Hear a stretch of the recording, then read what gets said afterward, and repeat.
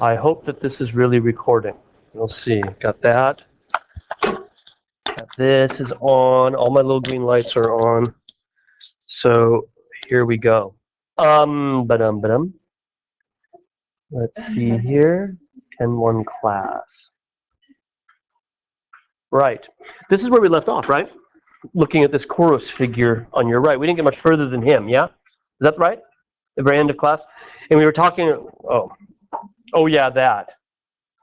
We were talking about how he derives his form very much from contact with ancient Egypt and has translated this form into something the Greeks could use.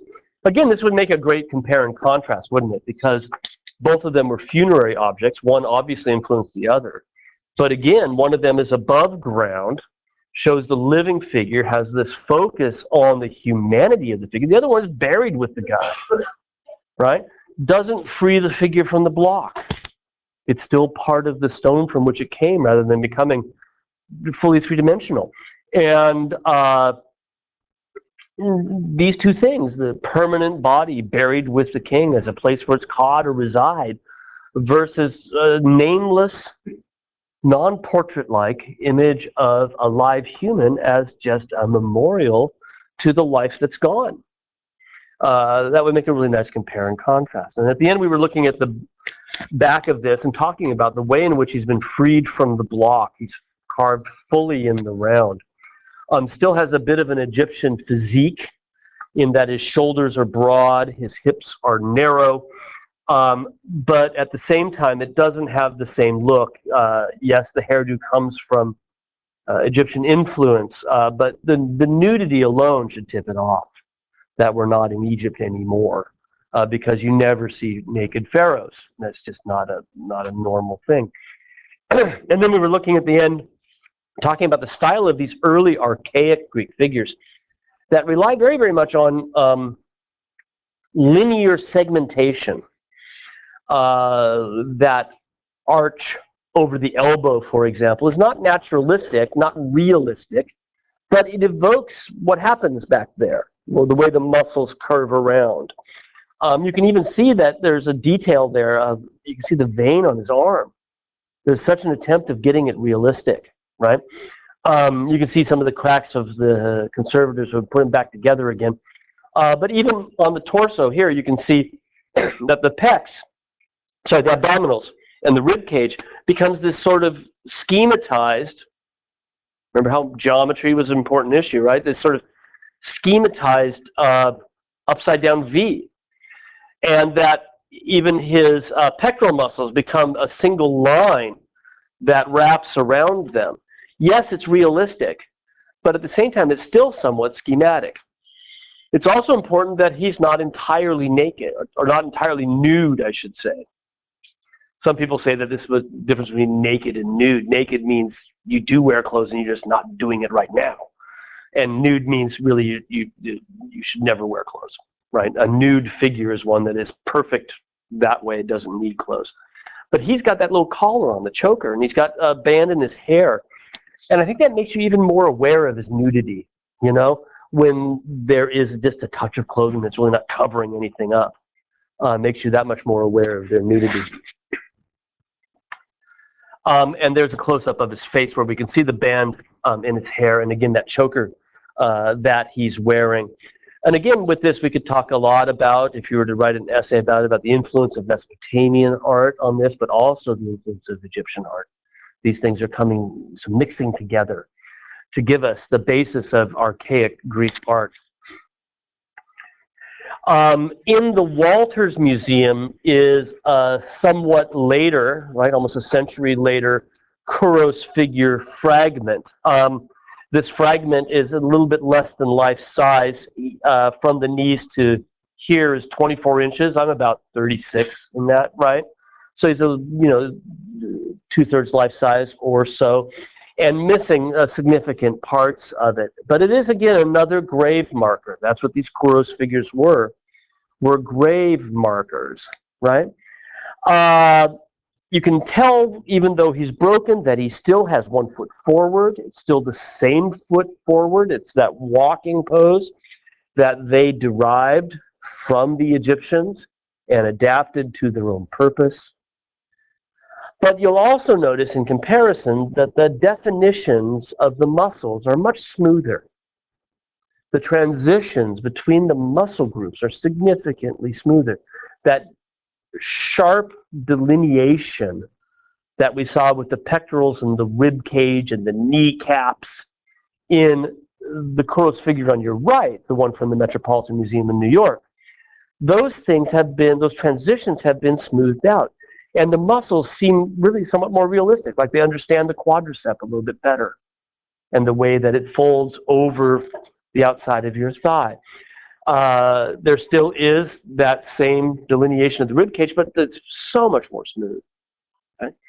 Now, this one is a very odd pose for a Kouros. We rarely ever see this with the hands here. And it looks like this is kind of what he was doing, right? Standing with his hands on his hips.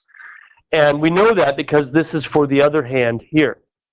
So while it might look like someone was reaching around him, like Menkori's wife, what he was doing was just simply that, right? So he's got his hands on his hips, even with the thumbs. I might put my hands on my hips, I want my thumbs on the back, but he's got them up here, right? Yeah. So he was walking and had to get. Well, again, they're not really walking, right? He just has one foot forward, right? So, because walking means you got one, when you walk, you got the foot will be, on the toe, right? But if he's walking, he's Frankensteining his way through, right? Mummy, yes, wrong culture, but so he's basically standing there with this little bit, and we don't know why. There's not enough others that are similar to that to give you the sense, to give us a clue as to why this particular one had his hands on his hips. There is some suggestion that maybe he's an athlete, standing with his hands like this with the pride of a victor in a race. We don't, but again, it's just a guess, right? But it's important to remember that it was indeed a grave marker. And thus, it's a standard, not standard, it's a Kouros figure in the tradition of Kouros figures. Yeah? That's what I'm saying. There's not enough of them to tell for sure. There's none of them that have survived that give us the answer to the question, right? It's very rare, as a matter of fact, quite unusual to have the hands on the hips. And most of them look just like the one in the Met on the right.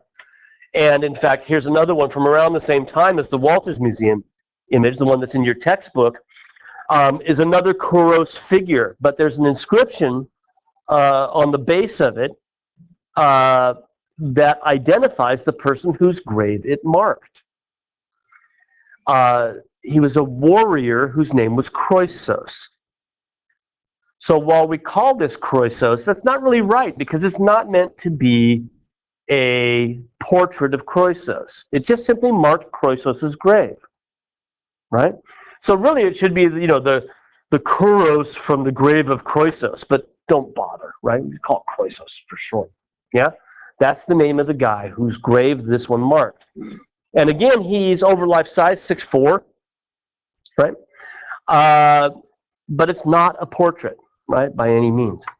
At the same time, it shows us, as does the Walters figure, this movement away from a more schematic figure toward one that is more lifelike, where the muscles really do transition into one another, that they seem to work together in a better way. He's still walking relatively flat-footedly, has his hands clenched at the side like an old Egyptian does, still has that beaded hairdo with the headband. He's not wearing a choker this time. Right? Arms pulled back. I guess it's not too hard to figure. The way he's got his arms back, right? He's really doing this. It's not too hard to get your hands right there at that point, It's kind of a logical thing. But the artist has definitely, I think, understood the anatomy of the human figure, or at least is focused on it more. I don't want to say he's understood it better, he, she. I just want to say that that's more of an issue for them in the final form, is that it's coming out as being more lifelike. Let's see what we have coming up here. There he is from the side, and you'll notice that he still has those really massive thighs and hips. And that was something that we saw even in those early funerary pots, where the figures had very pinched waists and looked like they were wearing bustles around their hips. And he still has, he looks like a speed skater, weightlifter or something. He does a clean and jerk. But at the same time, he's not really walking. He is, however, significantly better proportioned. His legs are better proportioned relative to the entire body. His face seems to be better understood, although the eyes still don't quite sit in the sockets too well. They still sort of look like the kind of eyes that you would see in an old Mesopotamian figure, where indeed they were usually shells put on the surface. My running joke for many years about this guy is he's Mr. Potato Head. Like they stuck the eyes on the surface, They don't sit inside the eye sockets. And it looks like he's got what is it, Peter Lorre. Do you know the old actor Peter Lorre from horror films and Casablanca and stuff? I watched black and white films. I had a student once ask me, do you like any movies that are in color? But anyway, he had this problem with one of his, I can't think of the word right now. Anyway, it had buggy eyes. Suffice to say, it had buggy eyes. And this guy does as well. So it seems as if, as we move through the course of the 6th century, that Greek artists are attempting to make the figures increasingly lifelike, increasingly realistic. And that's a trend, I think, that we can trace in almost all Greek art. From the beginning of the 500s to the end of the 500s, is that the figures become more realistic. And that's the case here. And it will continue into the 400s as well. They'll get even more realistic still. They're conquering the human form. Oh, sorry about that. With this in mind, you'll notice that he's got an awkward little smile on his face, with the cheeks pulled back on either side. This, we believe, is the way in which they made the figure have a sense of inner life. Now, it is not a place for the Ka to live. Nothing resides in here like it did in Egyptian art. But rather, they are trying to make the figure lifelike. And giving it this quote-unquote archaic smile is something that artists did regularly in the 500s.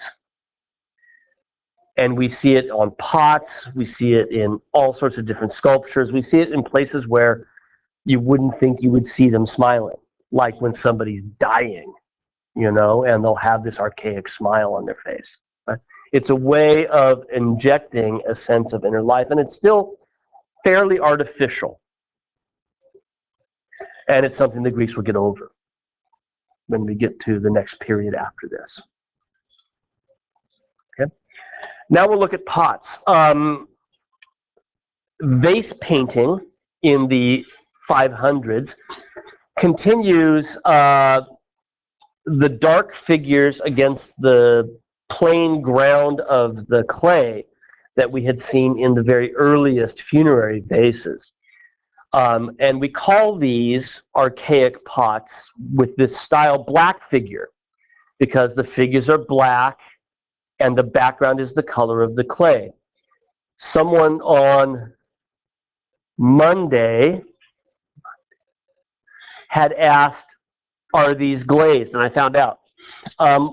Not in the modern sense. When we think about glazed pottery today, you fire the pot once, then you put a glaze on it, you fire at a higher temperature, and the things that are mixed in the glaze are pieces of glass that then turn to a smooth, glassy finish, right? Like a glazed coffee cup, right? That protect the clay from being permeated by any liquid, right? What they're doing, I had read that they weren't able to get their kilns hot enough to do that kind of glaze, but I don't know if that's really the case because maybe they just didn't want to. What they were doing is what they call slip casting. So they would take wet clay and emulsify it into water and add that to the surface of the pot, and then there would be particles of iron in it, and depending on the amount of oxygen that got in there, the iron would turn black. Right? So it's just another layer of clay on the outside of the clay that becomes the black that you see in the black figure. And then when it came out, you could polish it with a piece of metal, like a spoon, right? And that gives it the luster that you see here. The luster isn't glaze, right? It's polished slip, like mud, basically. And the red that you're seeing also has been polished, but it's the pot itself. It's the terracotta of the pot itself, right? So that accounts for the orange background, reddish orange background, and the black figures, right? I also found out that they would put this on both with paintbrushes for the broader areas, but also through syringes, right? Imagine a funnel with a very, very thin opening, like the kind of thing you would do with, you're going to decorate a cake, right? And you would run it through that, and it can be incredibly small. So there are these. Can you see these are tiny little beads? These go with the slip here and make these incredible designs that they're terribly refined and very, very complicated and really quite delicate. And this interlace pattern, parts of it go behind this and other parts come in front, and so it's weaving its way through. And you can see that it's really sort of amazingly precise. Yeah. So would this technique be similar to henna? Since I don't do henna, I don't know, but it sounds like it from what I've seen from henna temporary tattoos and whatnot. Yeah, except for the rubbing. There's a red figure, but we won't get there today. But what we'll see with red figures, they do the background instead, right? Instead of painting the figure, they paint everything but the figure, right? And that gives you the reverse silhouette, right? And those are also in the archaic period, but that's a later time, a later bit. Black figure was the earlier of the two, and you can see it develops right out of that. Yeah. Once the slip is on, you can come back through and scratch through it. And that's exactly what they did. So here we're looking at the figure on the right, and you can see that it's really detailed, right? The beautiful lines on his head. Looks like a fingerprint, doesn't it? And those swirls on his bangs. It looks like the same kind of hair that we just saw with the Kouros figures, isn't it? Remember this? The Thunderthigh Kroisos figure had those little swirls of curl on his forehead like that. Great long Adam Kovacs beard. Make fun of him all the time anyways. And that wonderful cape with all the decorations on it. That's absolutely gorgeous, right? Really, very, very highly decorative everywhere we look. Right? So that's the process. They would add this this slip cast over the top of it, and then scratch back through it. So these actually, I don't know if you can tell from looking at his ear. First, they didn't know where the ear went yet.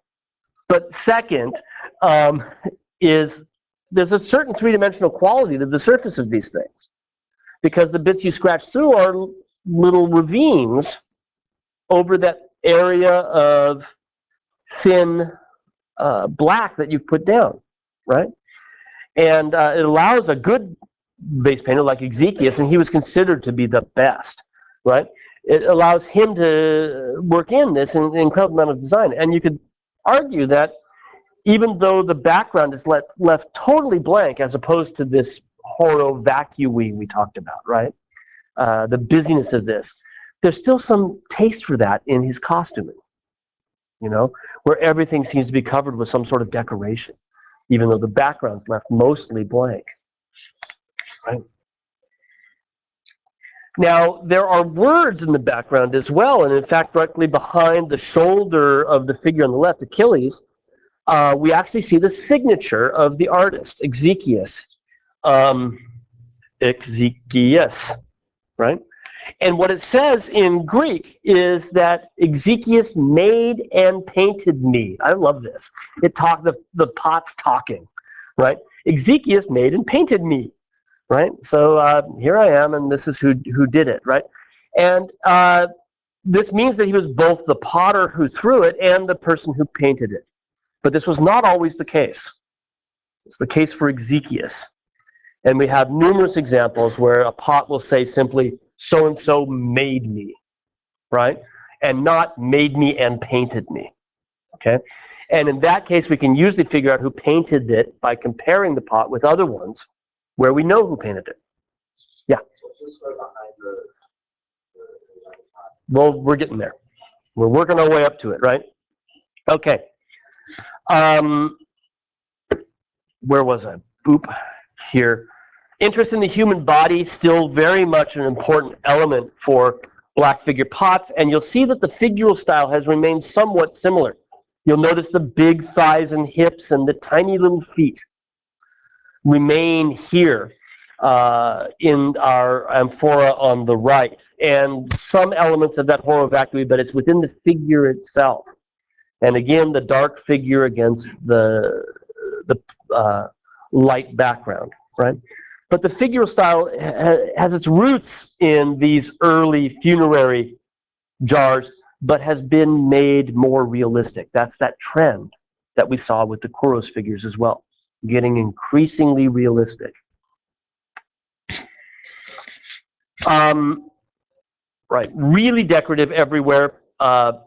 This is Achilles. He's wearing breast armor. That's part of his legend. Again, a beautiful cloak like Ajax on the right. And you can see there's even these wonderful flourishes on his legs and his arms as well. And these are actually replicating what they wore as armor. This is up at the Walters as well. It's covering for it's a shin guard, right? A bronze shin guard. And you can see it has those same sorts of swirls and lines and a lion on his kneecap, and here's a decoration there, and those are all part of the kind of armor that they would have worn, right? So the decorative elements that we see here, some of them are in fact exactly what Greek soldiers would have worn. Now the story, finally, right? Okay, it's a mythological theme. It comes from Homer's Iliad, and it has to do with the siege of Troy. King Agamemnon of Troy at the beginning of the Iliad, of Mycenae at the beginning of the Iliad is about to storm the city of Troy. And they can't do it right away because Troy is too strong, and they come up with the Trojan horse idea, right? You all know about the Trojan horse idea, right? And so anyway, while they're sieging the city, which apparently took like 9 years, right, before they figured out the horse thing. The soldiers obviously had quite a bit of downtime, right? And so what we see in this particular one is two of the soldiers, Achilles and Ajax, passing the time by playing a dice game. So they're rolling out dice, and it's sort of a simple, like, remember, do you ever play War with cards? It's the most boring game in the world because there is no strategy, right? It's all luck. And they're doing the same thing with dice, right? They each, boom, and they're rolling it down, and they say, Tessera, 4.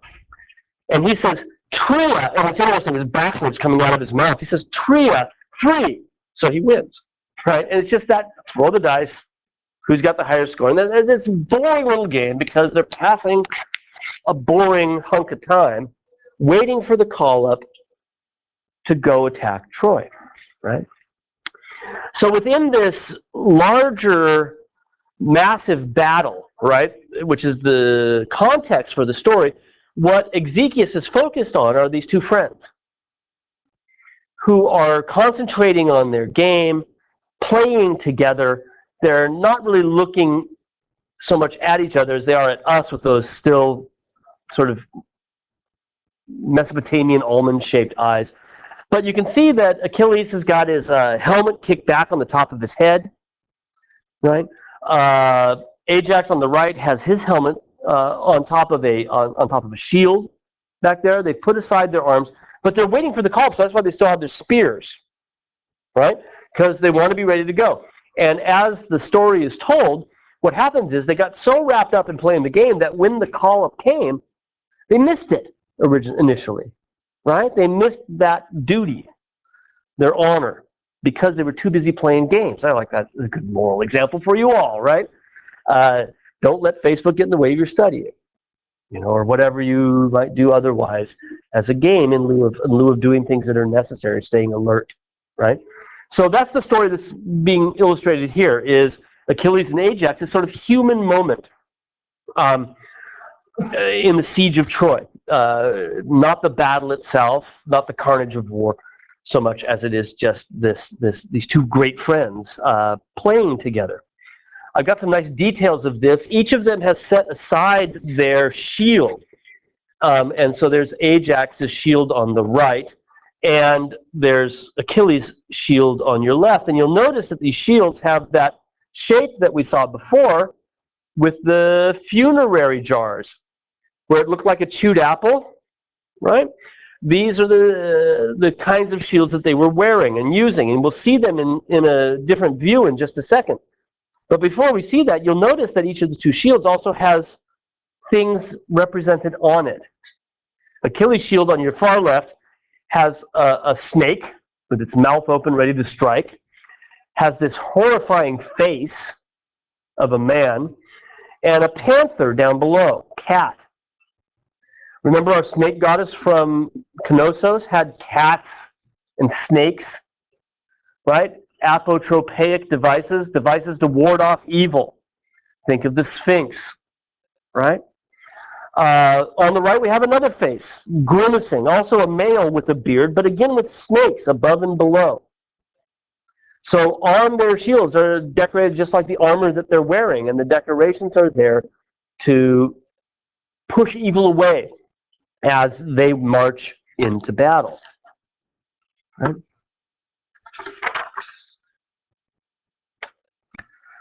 The one on Ajax's shield has its tongue out. Can you see that here? It's grimacing off to the sides and has its tongue hanging out. And that associates it very much with the Gorgons, Medusa and the Gorgons, which were these female figures who would arrest you with their gaze, had snakes in their hair. But they were always women. And this one is, in fact, a man. You can see the beard, unless it's just a really ugly woman with a great big beard. But I think it's meant to be a man. Still, the idea is that it reminds us of the shield of Perseus, who killed Medusa by looking at his polished shield, seeing her reflection there, and was able to whack her head off by looking the other direction, right? Not being frozen in stone. So the shields are also very, very highly decorative. The shape of the shield we see in another Exekias pot, which we don't have. This is the suicide of Ajax, who kills himself later. We don't have time really to talk why. But that's what those shields would have looked like, right? Cut out on the sides so you could hold them from the sides. And again, with a Gorgon's face on the shield here, right? And again, with his helmet up on top. So a totally different pot, this one. But another scene from the life of Achilles, right? Now, the moment that's illustrated in the pot from your textbook would have reminded anybody that saw it in ancient Greece. They would have known this myth, this story, this history, like the back of their hand.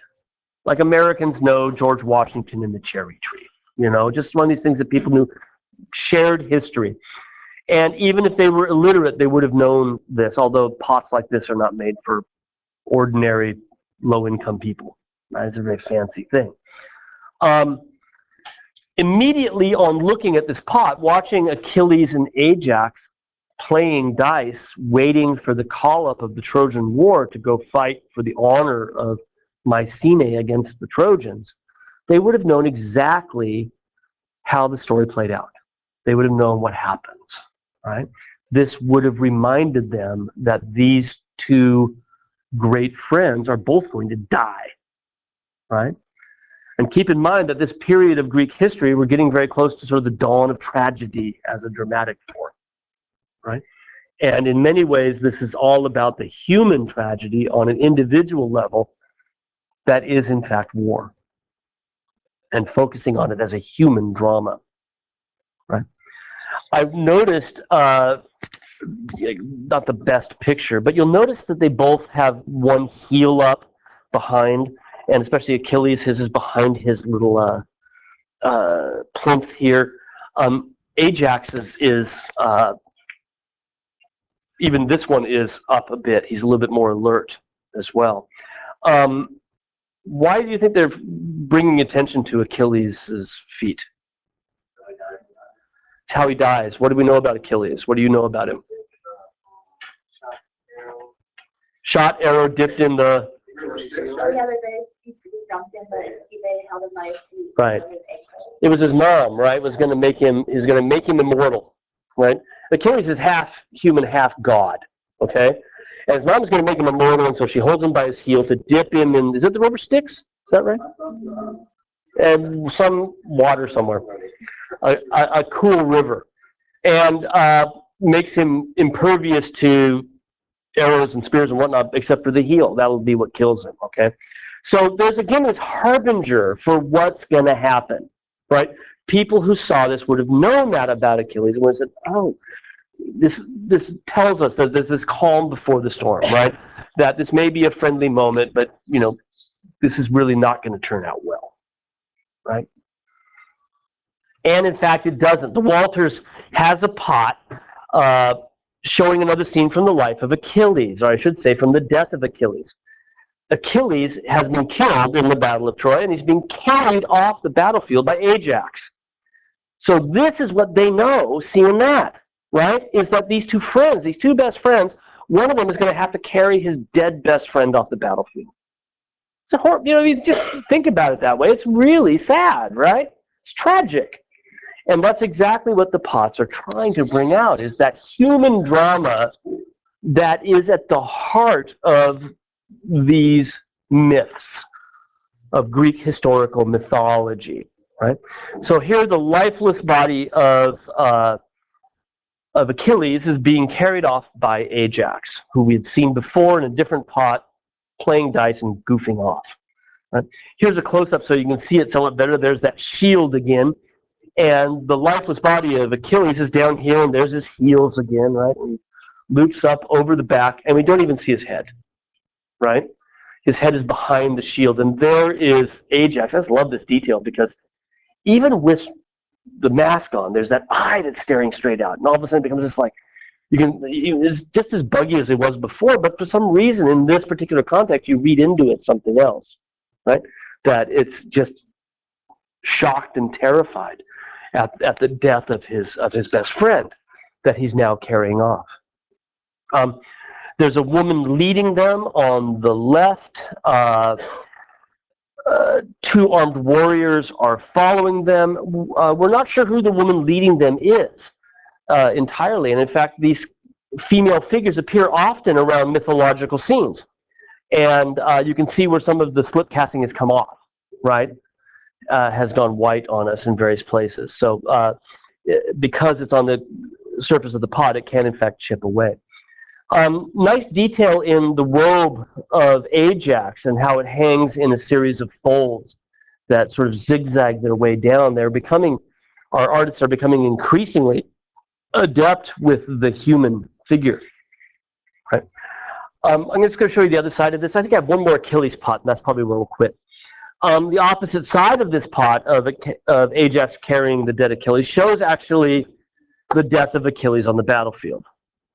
The war that is raging. So there are two horsemen going directly at it, and that's Achilles down below here.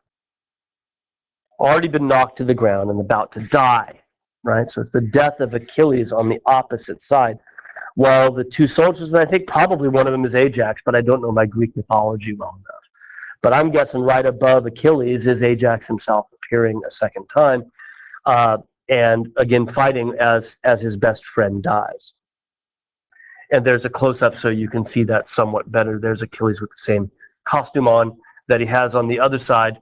Ajax with the same costume on. And again, our horses rearing up with that same linear treatment of the musculature and the very, very thin lower extremities, even on the horses, that make it still somewhat elegant. The figural style is so typical, with big hips, big thighs, pinched waists, broad shoulders, really that we see everywhere in the archaic period. Got 2 or 3 minutes left. We'll just talk about this rather quickly. This is how Achilles was born in another pot at the Walters Art Museum. Achilles, as I just said, was half man, half god. And what we see in the 6th century is a great interest in him. I think humanity was a way of understanding the gods. The gods were understood on human terms in ancient Greece. And so Achilles makes a really great focal point because he is a figure who stands between the realms of heaven and earth. There's a little bit of both. And so this pot of the Walters on your right shows us how he was conceived, how Achilles was born. And the story is that the mortal Peleus, who you see all black with the red beard, right? The mortal Peleus wrestles a goddess named Thetis, Thetis. And the goddess Thetis was a Nereid, and she could transform into different beasts. And so as he begins to wrestle her, she starts to go through this series of transformations, turning into different animals, hoping that it'll let her go, right, to scare him enough.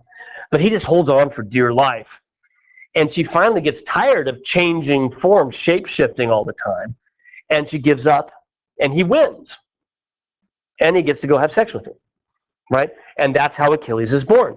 So what we see in this image is Peleus, the father of Achilles, wrestling the mother of Achilles, who is a goddess. And he's holding on to her. You can see part of his black slip has come off, the black color. And it is probably that she's done, right? She's probably done fighting back. And the reason we think that is that she's kind of hugging him. You know, she looks tired and she's given up. And again, the myth is shown in human terms, right? She's not all of a sudden turned into an eagle or a boar or something. She's human. He's human. And they're embracing because that's what they're going to do next, right? And he's also wearing a laurel wreath in his hair, which is a sign of victory. And as such, this is him victorious, right?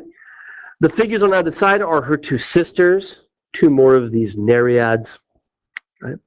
So this is how Achilles is conceived. On the opposite side of the pot, we see Achilles as a baby, just here. And his father Peleus giving him away to his teacher. Now Achilles' teacher was a centaur, a very wise half-horse, half-human. And so the father is handing the son off to go be homeschooled somewhere else, right? Leave home, go learn, and become the great hero that we all know you to be.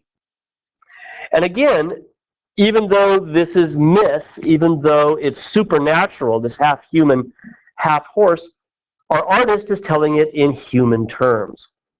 The father is God's hand under the shoulder of the child. He's handing him over to the centaur Chiron. The child, daddy, daddy, right? Reaching back to hopefully, he doesn't want to leave. It's told in very understandable human terms. And Chiron is gesturing toward him, saying, it's going to be okay. He's going to accept him in, take him off into the woods with the deer and the other half-human, half-horses, and he's going to teach him everything about the earth, right? But this great mythology, this supernatural scene, told on human terms, and it's so common for Greek art. Okay, I'm going to cut some things off of your slide list. I'll post that later this evening. I have a class until 9:15 tonight, so it won't be happening right away. The exam on Monday, not Tuesday, I'm going to say Monday at 5 o'clock. Be here with something to write with. If you have questions, please email me. I'll be happy to answer them, okay?